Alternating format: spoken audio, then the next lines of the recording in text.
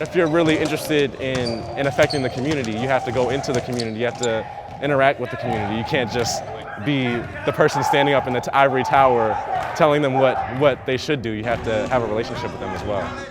While I can't ever say that I'll ever have a first-hand experience living through what they've lived through, by interacting with students from the community that you're trying to serve, or even adults, anyone, you gain a different perspective. You think about the community differently. You think about your patients differently when you have exposure to their own life experiences.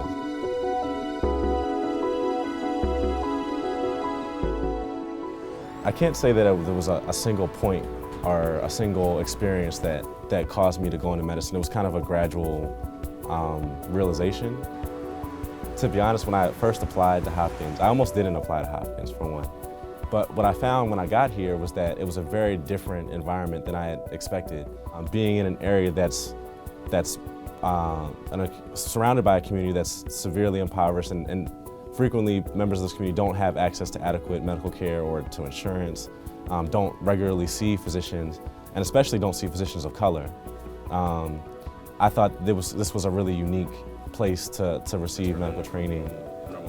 The SNMA, the acronym stands for the Student National Medical Association, and it's the largest and oldest student-run organization focused on issues pertinent to students of color in medicine, encouraging other students of color to pursue medicine, and supporting medical students. I really took note of a lot of the different community service activities that the chapter did, and I really feel like that's enriched my medical school experience and allowed me to continue my passion for community service and engagement outside of just sort of the classroom. I was one of the main mentors running the BASE mentoring program, and BASE stands for the Brotherhood Alliance for Science Education.